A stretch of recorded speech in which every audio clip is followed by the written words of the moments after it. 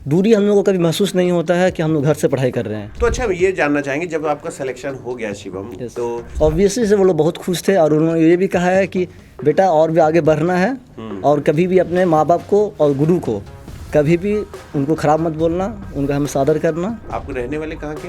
हम लोग बिहार के हैं, बिहार में मुंगेर डिस्ट्रिक्ट से आते हैं। अच्छे गाइडेंस के अंदर आते हो और एक अच्छे प्लेटफॉर्म पर आप पाते हो तो आपको सक्सेस पाने में ज़्यादा वक्त नहीं लगेंगे। चलो टाइम रोक देते हैं, क्योंकि टाइम मैनेजमेंट आप मानते हो कि बहुत ज़्यादा मायने रखता है। सर एक्चुअली मैं हिंदी से नहीं था, मैंने आपका रीजनिंग क्लासेस पूरा किया हूँ, इसमें कोई डाउट नहीं है। मेरे ज़बान पे सरस्वती विराजमान हो कि शिवम अगर वो काल्पनिक रूप से प्राप्त किए हैं मैं अनेकों बार से प्राप्त कर चुका हूँ, इसमें कोई डाउट नहीं है। तो बस क्योंकि हम सब मिडिल क्लास फैमिली से बिलोंग करते हैं, तो हमारा 500 रुपये, 100 रुपये, 200, 400 भी खर्च होता है, तो हमारे लिए वो बहुत बड़ी चीज़ होती है।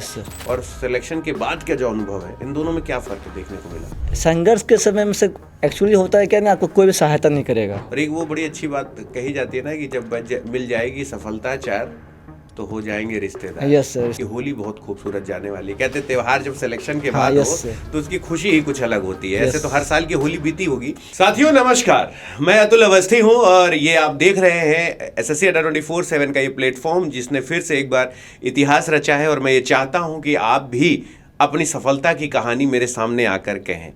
आज हमारे सामने शिवम कुमार जी हैं और शिवम कुमार ने फाइनल अपना जो सफलता का रास्ता है वो तय कर लिया है। फाइनली वो उस जगह पहुंच गए हैं जहां वो पहुंचना चाहते थे।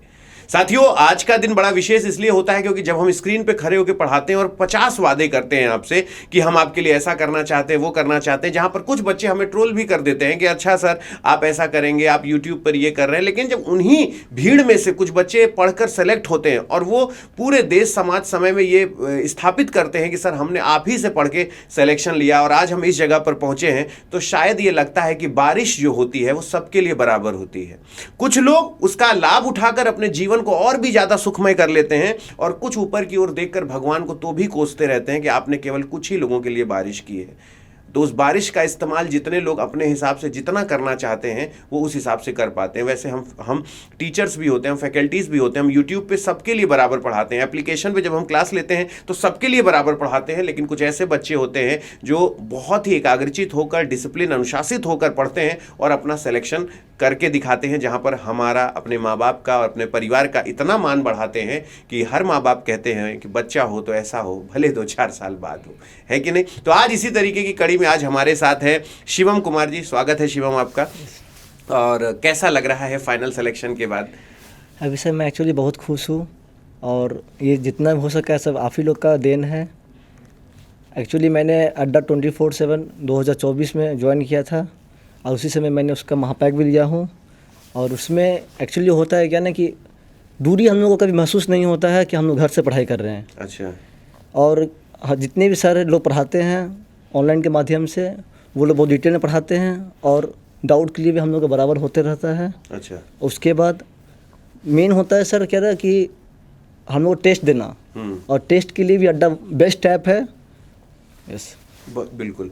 तो अच्छा, ये जानना चाहेंगे जब आपका सिलेक्शन हो गया शिवम, तो अभी मम्मी पापा को क्या लगता है, कैसा लगता है कि अभी मेरे बेटे का सिलेक्शन हो गया? जब पहली बार रिजल्ट बताया उनको तो उनका कैसा रिस्पांस? ऑब्वियसली से वो लोग बहुत खुश थे और उन्होंने ये भी कहा है कि बेटा और भी आगे बढ़ना है और कभी भी अपने माँ बाप को और गुरु को कभी भी उनको ख़राब मत बोलना, उनका हमें सादर करना।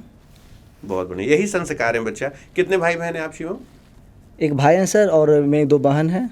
अच्छा। और मेरे भैया भी आप ही लोग से पढ़ाई किए हैं स्टार्टिंग में। अच्छा। लेकिन एक्चुअली उनको बीटेक करना पड़ गया था कंप्यूटर साइंस से, तो इसलिए उन्होंने फिर ये गवर्नमेंट जॉब को छोड़ के चले गए हैं वो प्राइवेट जॉब में, इंजीनियरिंग में। Yes sir. अच्छा, तो अभी आप रहने वाले कहाँ के? हम लोग बिहार के हैं सर, बिहार में मुंगेर डिस्ट्रिक्ट से आते हैं। अच्छा, तो जब 2024 में आप तैयारी कर रहे थे, जब पहली बार आपने सुना कि मैं भी एसएससी जीडी का फॉर्म फिलअप करता हूँ, उस समय आपकी स्थिति क्या थी? उस समय सर एक्चुअली मैंने फर्स्ट टाइम जब मैंने दिया था मॉक टेस्ट, मुश्किल से मुझे उस समय मुझे मुश्किल से 62 नंबर आ रहे थे बस, मुश्किल से। और उसमें भी क्या कि आधा चीटिंग करने के बाद ही, यानी कि टाइम को थोड़ा स्टॉप कर देना, ये करने के बाद ही मुझे आ रही थी। तो इससे होता है क्या ना कि अगर आप एक अच्छे गाइडेंस के अंदर आते हो और एक अच्छे प्लेटफॉर्म पर आप आते हो तो आपको सक्सेस पाने में ज़्यादा वक्त नहीं लगेंगे। अच्छा, तो ये एक ईमानदारी है कि आप ये बोल रहे हैं कि हाँ चलो टाइम रोक देते हैं, क्योंकि टाइम मैनेजमेंट आप मानते हो कि बहुत ज़्यादा मायने रखता है कि हम 1 घंटे में हमें 100 सवाल करने हैं, फिर उसमें भी हमें मेरिट बनानी है और होगा कि नहीं। अच्छा, एक चीज़ ये जानना है कि जैसे एक होता है कि जब बच्चा पहली बार कोई तैयारी करता है, क्योंकि ये फाइनल सिलेक्शन जिसने पा लिया उसकी भी जर्नी पहली बार शुरू हुई होगी कि वो जीडी के बारे में कुछ नहीं जानता, पहली बार फॉर्म भरा, लोगों से पूछा, ये किया। तो जब एसएससी जीडी का फॉर्म भर रहे थे तो इसके जॉब की जो जानकारी है कि क्या है एसएससी जीडी, मुझे कहाँ से पढ़ना चाहिए, कैसे पढ़ना चाहिए, तो ये इन सब सवालों का जवाब कैसे मिला आपको? एक्चुअली सर मेरे भैया भी मुझे बोले थे अड्डा के बारे में, और मेरे गांव में एक दोस्त जिसका उसका नौकरी अब तक नहीं हुआ है किसी कारण, लेकिन उन्होंने मुझे बोला था कि अड्डा आप ज्वाइन कीजिए। और सबसे पहले उन्होंने मुझे बोला कि आप यूट्यूब से भी थोड़ा उनका क्लासेस कीजिए, और जब आपको अच्छी समझ में आ जाए तब आप अड्डा का कोर्स ले लीजिएगा। और वहाँ पे मेनली उन्होंने बोला क्या कि आपको वहाँ पे टेस्ट मिलता है अच्छा से, और उसके बाद PDF मिलते हैं। और PDF में आपको उसमें एक फ़ायदा क्या होगा ना, वो आपके नोट्स हमेशा रह जाते हैं, इसलिए मैंने यह ज्वाइन किया। तो अच्छा, आप लोगों को हम लोगों की क्लास के बारे में, जैसे मैं हम लोगों की पूरी टीम जो हम लोग पढ़ाते हैं, तो ये कैसे आपको पता चला कि ये एसएससी जीडी, क्योंकि बहुत से लोग पढ़ाते हैं, सभी लोग पढ़ाते हैं, और मैं ये मानता हूँ कि जितने भी टीचर पूरे हिंदुस्तान में पढ़ाते हैं सब बहुत मेहनत करते हैं। बस ये होता है कि हर एक व्यक्ति का टोन, टेक्सचर, हर व्यक्ति का एक अलग अलग होता है। और जैसे कुछ लोगों को अगर छेना पसंद है तो जरूरी नहीं कि सबको छेना पसंद हो, मिठाई सबकी अलग अलग पसंद होती है। तो जैसे कभी भी बच्चों को ना ये लगता है कि कोई भी टीचर उन्हें क्यों पसंद आता है, जैसे आपका फाइनल सिलेक्शन हुआ, तो अगर मैं आपसे ये जवाब मांगूं कि मेरी टीम, हम लोगों की जो एसएससी जीडी की टीम है, वो आपको क्यों पसंद आई, क्या ऐसा आपको विशेष लगा? सबसे पहली बात सर मुझे पसंद आई क्योंकि आप लोग बहुत मेहनती हैं, नो डाउट। और उसके बाद सेकेंडली क्या है ना कि सही तरीका, यानी कि आप लोग जो भी पढ़ाते हैं वो एग्ज़ाम में नहीं कि उसी पैटर्न में आते हैं। ऐसा नहीं कि गुमराह करना कि कुछ और पढ़ा देते हैं वहाँ नहीं आना, और सब बिल्कुल भी नहीं है। आप जो भी पढ़ा रहे हैं वो सब एग्ज़ाम में आते हैं, 100% को डाउट नहीं है, सेम पैटर्न के आते हैं।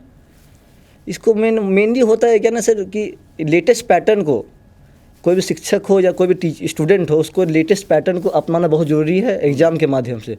और क्योंकि कोई भी स्टूडेंट डायरेक्टली उस लेटेस्ट पैटर्न को अपना नहीं पाएगा, इसलिए उन्हें अपने गुरु को माध्यम से ही वो आ पाएगा। बिल्कुल। तो अच्छा, एक चीज़ मुझे आपसे ये पूछना था कि आप मेरे से हिंदी की क्लास 9 बजे किए होंगे? सर एक्चुअली मैं हिंदी से नहीं था, मैंने आपका रीजनिंग क्लासेस पूरा किया हूँ, इसमें कोई डाउट नहीं है। और मैं अभी भी करता हूँ और आपका क्लास में हमेशा 2x में ही देखता हूँ। अच्छा। यानी 20 मिनट्स में मुझे देखना, आपका क्लास देखना है कैसे भी करके। अच्छा। और मैंने आपका काल्पनिक रूप से जो ज़मीन आप देते हैं वो मैंने बहुत बार प्राप्त कर चुका हूँ। अच्छा। नहीं, भगवान करे बच्चा हुआ तो इसलिए होता है कि बच्चों का थोड़ा इंटरेक्शन बना रहे वीडियो से। और मेरे ज़बान पे सरस्वती विराजमान हो कि शिवम अगर वो काल्पनिक रूप से प्राप्त किए, मैं अनेकों बार से प्राप्त कर चुका हूँ, इसमें कोई डाउट नहीं है। तो बस शिवम को वो बहुत जल्दी वास्तविकता में भी प्राप्त हो, बस यही ढेरों आशीर्वाद है शिवम को।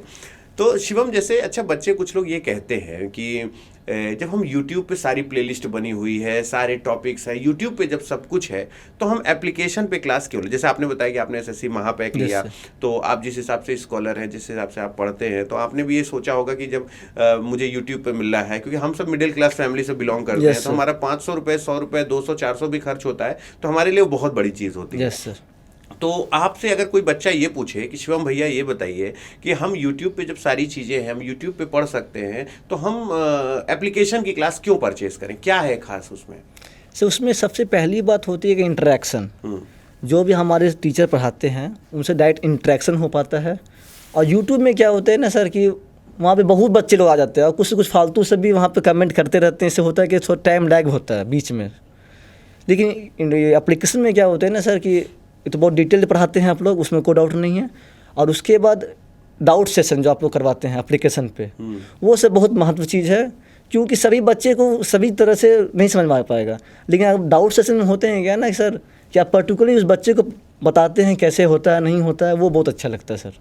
अच्छा, तो मतलब अगर मैं आपसे ये कहूँ कि अगर एक लड़का इस समय मेरी वीडियो देख रहा है, हमारा आपका पॉडकास्ट सुन रहा है, यस सर, और उसे एकदम वो जीरो है पढ़ाई, मुझे लगता है कि बस मैंने 9, 10, 11, 12 पास आउट कर लिया है, लेकिन मैं पढ़ने में मेरा मन नहीं लगता, मैं एकदम ज़ीरो हूँ, मुझसे कुछ नहीं होगा, मैं नहीं कर पाऊँगा, बड़ा हीन भावना उसके अंदर है, क्योंकि उसे लगता है कि इतने पढ़ने वालों का सिलेक्शन नहीं होता, मुझे तो कुछ आता ही नहीं है। तो आप उनको क्या प्रेरणा देना चाहते हैं कि वो प्रयास करें या फिर उनको पढ़ाई ही छोड़ देनी चाहिए? देखिए, सबसे पहली बात सर, इम्पॉसिबल वर्ड में ही छिपा हुआ है इम्पॉसिबल करके। सो सबसे पहले आपको स्टार्ट तो करना है, और स्टार्ट भी करना है तो एक अच्छा गाइडेंस के माध्यम से, और वो गाइडेंस आपको मिलता है 247 के माध्यम से ही मिलेगा। तो अच्छा, ये एक सबसे बड़ी चीज़ होती है ना कि जैसे एक बात होती है हर बच्चों में कि सर मेरा फाइनल सिलेक्शन जब हो जाएगा और जब सिलेक्शन नहीं होगा तो उन बीच का जो अंतराल है, सिलेक्शन ना होना, संघर्ष वाले दिन, और आज जब आपको पूरे परिवार, पूरा मोहल्ला सब ये कहता होगा कि अरे उनका लड़का सेलेक्ट हो गया और शिवम का तो भाई फाइनली सिलेक्शन हो गया, तो दोनों के बीच के अनुभव को आप कैसे बताना चाहेंगे? संघर्ष के दिनों का अनुभव और सिलेक्शन के बाद का जो अनुभव है, इन दोनों में क्या फ़र्क देखने को मिला? संघर्ष के समय में से एक्चुअली होता है क्या ना, आपको कोई भी सहायता नहीं करेगा। गांव वाले जितने भी हैं या कहीं शहर वाले भी हैं, वो लोग कभी आपको मोटिवेट नहीं करेंगे। आपको मोटिवेशन अपने से लाना पड़ेगा, और आपको मोटिवेशन देने के टीचर्स भी हैं जो आपको मोटिवेट कर पाएंगे। और जब आपका ऑब्वियसली अगर कहीं सिलेक्शन किसी चीज़ में हो जाते हैं तो ऑब्वियसली आपके पास आदमी आएंगे पूछने के लिए। हमें तो पता था कि हाँ तुम अच्छा हाँ, हमें तो पता है, हाँ यस, उसमें कोई डाउट नहीं, तुम अच्छा कर लोगे, तो मुझे पता था तुम्हारा होना ही है, कभी न कभी होना ही था, वो ही बोलेंगे। लेकिन जब आप संघर्ष कीजिएगा तो आपको कोई नहीं हेल्प करेगा। हेल्प करने बस 2-3 आदमी है, एक माता पिता और टीचर। बिल्कुल।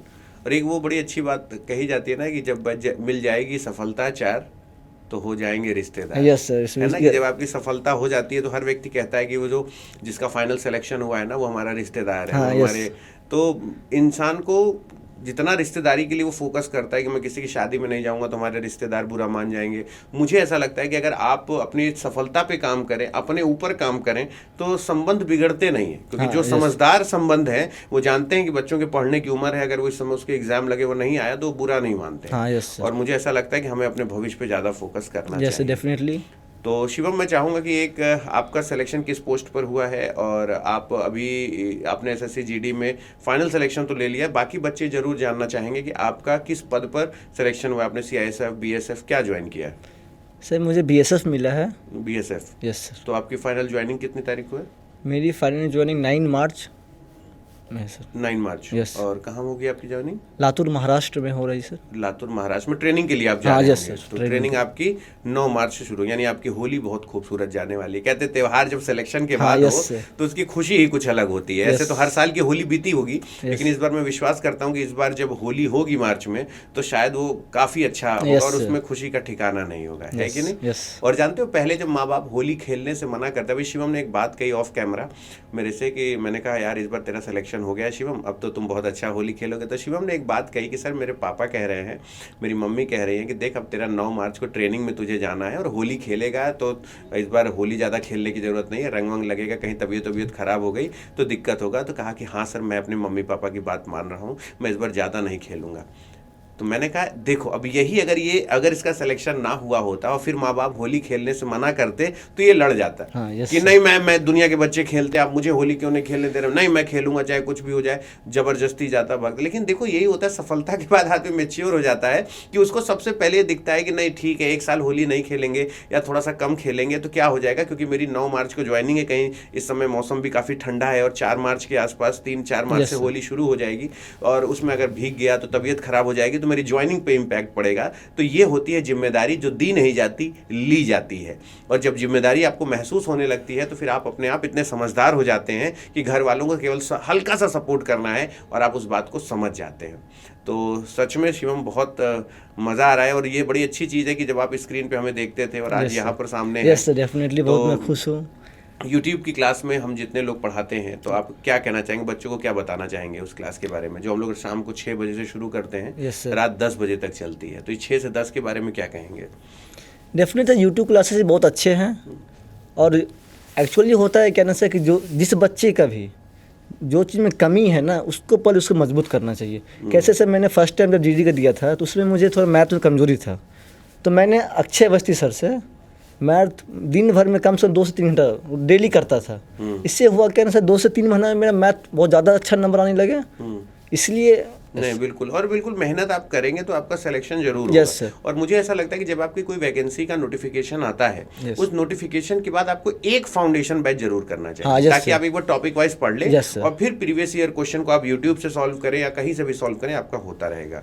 तो एक्चुअली होता है क्या सर ना कि स्ट्रेटेजी के सब पूरा भंडार है, रीजनिंग से भी पूरा भंडार ही आता है, लेकिन एक्चुअली होता है अगर कहीं आप टॉपिक वाइज कंप्लीट करते हैं एक एक करके हर एक टॉपिक को ना, तो आपको ज़्यादा सिलेबस नहीं लगेगा, वो बहुत जल्दी खत्म हो जाएंगे और वो डिटेल से खत्म होंगे। बिल्कुल बिल्कुल। Yes sir. तो इसी तरह से मेरे ख्याल से मुझे ऐसा लगता है कि आप सबको बड़ा डिसिप्लिन में होकर तैयारी करना चाहिए, बड़ा सोच समझ के तैयारी करना चाहिए, और ये ज़रूरी भी है। और क्योंकि हम जब आपको किसी फाइनली सेलेक्टेड बच्चे से बात कराते हैं ना, तो हम आपको सिर्फ ये बताना चाहते हैं कि आप में भी वो ताकत है। बड़ी अच्छी बात कही जाती थी कि कुछ याद करो अपना पवन सुत वो बालपन, तुम शक्तिपुंज हो किसी से डर नहीं सकते, और ऐसा ना कोई काम जो तुम कर नहीं सकते। सिर्फ बस एक कोई जामवंत जीवन में चाहिए जो आपको ये बता सके कि नहीं तुम ही कर सकते हो, तुमसे भी हो सकता है, बस तुम्हें एक सही मार्गदर्शन की आवश्यकता होती है।